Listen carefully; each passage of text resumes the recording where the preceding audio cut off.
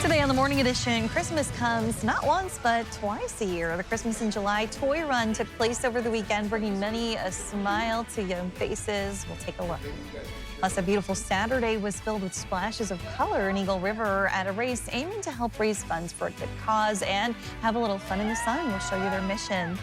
And later, big news and big events took place in California at the annual San Diego Comic-Con. We'll take a look at some of the sights and sounds as we find out a little bit about why the convention is so popular. All of this and more as the Morning Edition starts now. Good Monday morning, everyone. Hope you had a great weekend. I feel like we really deserved all of that sun after the record-breaking rain we got before that. Yeah, we even managed to top out in the lower 70s as we went through Friday. Of course, the weekend was just a hair degree cooler, but overall, absolutely fantastic conditions. Now, this morning, we may see some morning sunshine for parts of South Central, but those clouds are already beginning to thicken up, and we do have a chance for rain later today on into our Tuesday. Outside of that, that's the only chance of rain that we will see this week. You can see across the state, those temperatures holding in the 50s. We've got some persistent rain showers that have been with parts of the interior through the weekend.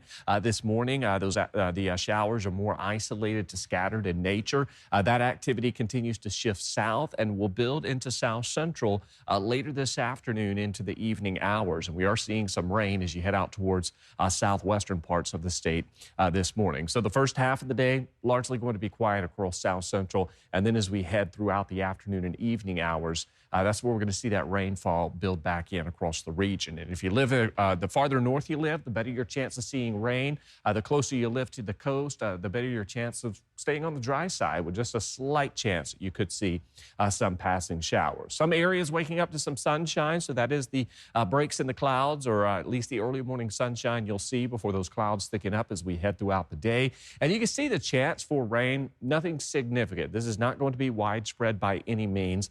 We will see the potential for some heavy rain out towards Talkeetna, but again, the closer you live towards the coast, we are going to continue to trend on fairly drier conditions, considering what we will see to the north. So wet weather remains for southeast. Fairly quiet week for mainland Alaska outside of that chance for rain that will stay with us later today into our Tuesday.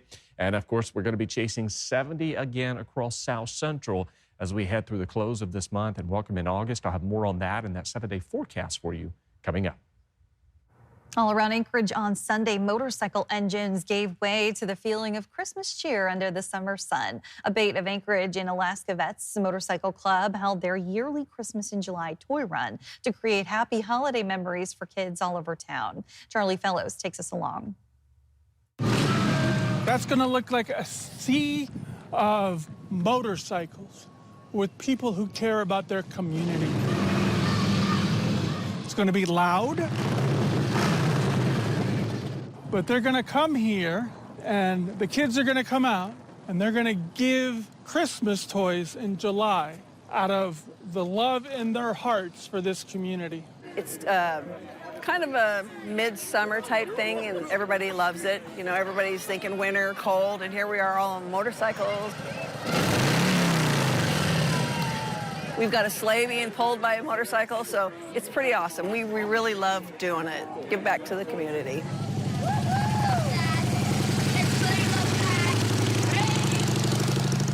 We have the Bait of Alaska distributing the toys.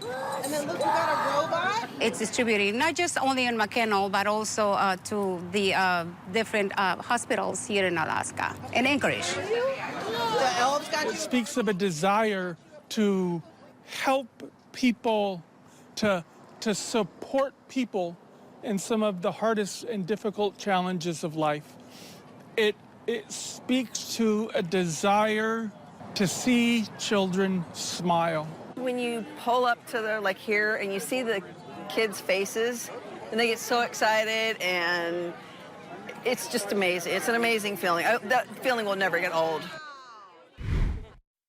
The young anglers won the weekend at the Valdez Kids Derby. More than 300 kids caught at least one fish in order to enter the one-day derby. Organizers say they saw participants from all over the world, spanning from Nevada to Norway. 12 kids went home with cash and prizes. The Kids Derby was also the start of the Silver Salmon Derby in Valdez. A Fairbanks nonprofit is helping those experiencing homelessness and other issues, has moved to a larger location downtown and expanded its services. Alex Bengal takes us through the impact this could have on the community. The Northern Hope Center held an open house event at its new location in July, showcasing the new services it will be able to provide, including around-the-clock crisis stabilization 7 days a week. To have a place to go that's safe, that is managed by medical professionals, mental health professionals who have case management and de-escalation as part of the skills that they bring to these individuals is critical. We see a mixture of individuals that come in, and it's just because they want a safe space, essentially, to be. And we try to provide that. And expanding its existing services, from case management to peer support, life skills, employment help, applying for government assistance, and even a meal and a shower. Sometimes people come in and they're not sure exactly what services they need, but we kind of help them to figure it out and to navigate, the system that's in place. A staff of 26 working to help those experiencing negative life events, with around 375 individuals being served. I want everyone to feel like you belong, like you can be better than your current situation. No one is above anyone else. And so I try to provide that safe space for individuals to be able to come and feel like they can be seen, they can be heard, and you're important, you matter. Alex Bengal, Alaska's news source. Thousands of Alaskans have been moved to an inactive voter list after the state questioned their citizenship. Now we're learning American citizens are being asked to prove they can vote, and lawmakers want answers about how it happened. Last Thursday, lawmakers questioned the elections director at a hearing, who said 3,500 people were put on the inactive voter roll, and called the request routine, stating that they ran their list by the DMV and, quote, received a large number of individuals who had been indicated as non-citizens. However, the Department of Motor Vehicles told the Alaska Beacon it wasn't. She can't explain why it's 3,500. Either the director is not well informed about what her own division is doing and how their own division is communicating with other agencies, or she wasn't being completely honest on the record about why we have this enormous number of folks who are receiving letters. Our political reporter Will Courtney requested comment from the Elections Division, but as of yet, they have not responded. We'll continue to follow the situation and update you first on our website and mobile app. In the meantime, if you're worried about your status, we've posted a direct link to check your voter registration on our app and website. In Eagle River, runners took advantage of a beautiful Saturday to spread some color around. Charlie Fellows shows us how a volunteer-run race is helping brighten people's lives. Having a family member in the armed forces isn't always sunshine and rainbows. But Saturday in Eagle River, an ever-growing yearly 5K race sought to make those hard days a little bit brighter. They're going to run around Fire Lake, and at different water stations are going to get sprayed with color, kind of like I was the test dummy. Pastor Derek Seagraves heads the Sanctuary of Eagle River Church, which is hosting the Eagle River 5K Color Run for the third straight year. It's a volunteer race focused on raising money for the Fisher House Foundation, which houses and supports families of hospitalized armed service members. Our daughter used to run bubble runs, color runs, and things. And when we moved to Alaska over 3 years ago, and there wasn't any in Eagle River, and she missed having that fun. And then I thought, what a great cause to fundraise for Jaber Fisher House, because we love our military. So we just kind of combine those two things, have fun with the community, and sponsor them. An ever-growing show of support for Alaska's many military families. It's our best event so far. I'm really excited about it. In the past, we've been able to donate about $1,500. We're hoping to double that this year. And some splashes of color to brighten everyone's day. I love it. It makes me feel glad that we can be a part of the community and not just a church that's pulling people out of the community, but we want to be intrinsic to this community. In fact, just today, we caught people that were on a walk, and we said, hey, come walk with us for the color run, support Fisher House.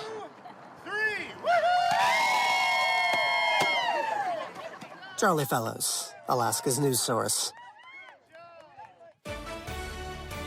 Still ahead today on the Morning Edition. I'm back at the Alaska Zoo and I have some friends here. It's quiet, calm, and we'll take a look at what goes on first thing in the morning. And we do have some rain showers heading our way later this evening on into our Tuesday morning. I'll have more on that with warmer weather this week. But first at sunrise, 5:20 in Anchorage, 4:39 in Juneau. Your full forecast is next. Welcome back in on this Monday morning with a nice view over Eagle River. Aaron, I think summer just made an appearance, reminding us that it has not completely gone away after all that rain. So the weekend was nice, but you say rain is coming back. Yeah, we're going to see some rain later this afternoon, evening into our Tuesday. Outside of that, the rest of this week is going to trend on the drier side, and we'll actually begin to chase 70 degrees once again across South Central. With much quieter weather that's expected to remain across the state as we head through a large portion of this week. Now, we're still expected to see more rain through southeast. Nothing widespread, but we will keep some rain showers around this week. And, of course, we're also going to be watching temperatures into the weekend, potentially topping out in around 80 degrees for the interior.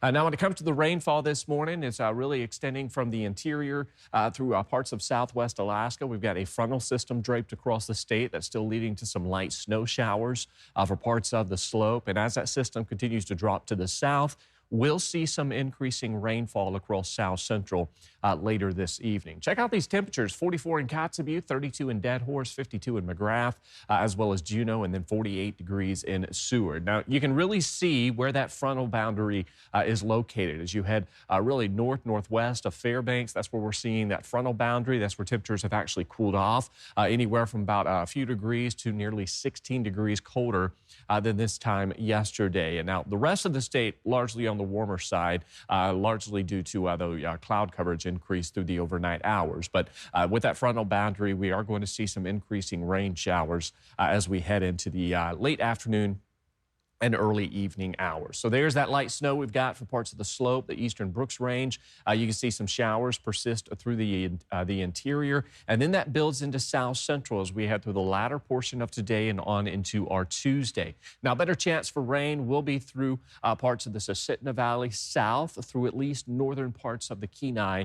As you head south of the Sterling Highway, you may just see a stray to isolated shower as we head from today on into our Tuesday. And then things dry out. We see the return to sunshine as we head through the rest of this week with fairly quiet conditions. We'll see some passing showers for the interior by the middle of the week, but for many locations, we are going to continue to see fairly quiet weather as well as some sunnier conditions making a return. So we got to get through today and into our Tuesday. And again, you can see areas of the valley north through parts of the Susitna Valley is where we're going to see some of that heavier activity. Up to about 1/4 of an inch looks possible for Anchorage, possibly even less than that. And you can see across the Kenai, largely on the dry side outside of some isolated showers. But we certainly are going to be watching Talkeetna and parts of the valley where we did see those flood advisories last week. Any additional rain could certainly exacerbate those issues. So we'll be watching that as we head through the rest of our Monday evening and on into our Tuesday. So early morning sunshine breaks, clouds thicken up throughout the day, and that rain arrives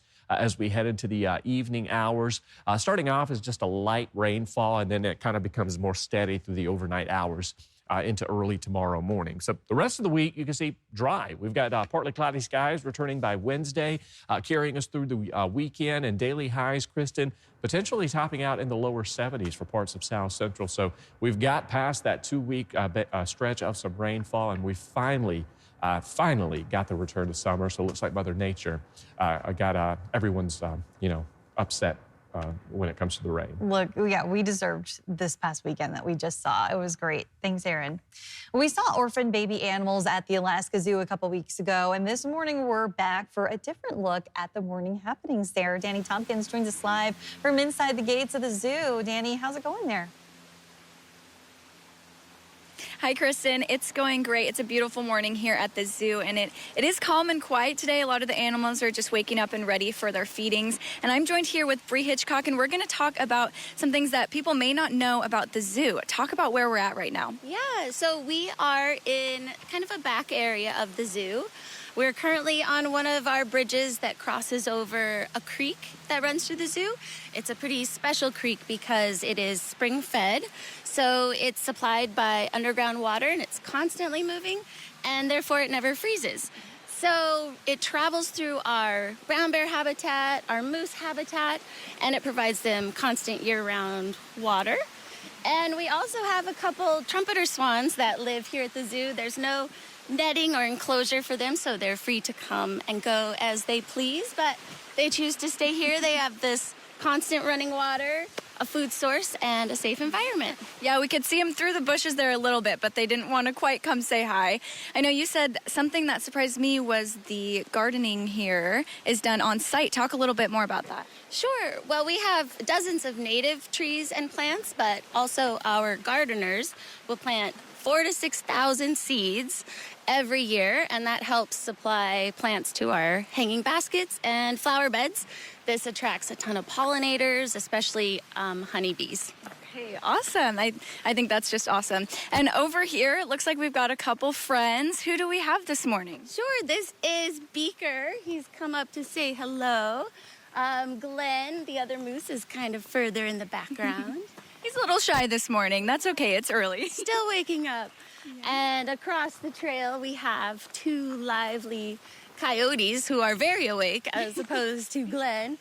And they're probably going to come say good morning to us. It's fun walking through the zoo early because the animals are ready for their morning feeding, so they come and say hello, and it's very lively here. All right, look at them. They're getting ready. They are. This is Hans. He's coming up a little closer, and Levi is over here to the right. Now, these guys do have a special little trick where sometimes if guests at the zoo howl to them, they will howl in response. Okay, I think, Kristen, we're going to have to leave you with some howling coyotes. So. I love it. Okay. We're going to howl. Let's do it. Okay. Are you ready? Yeah. Hans.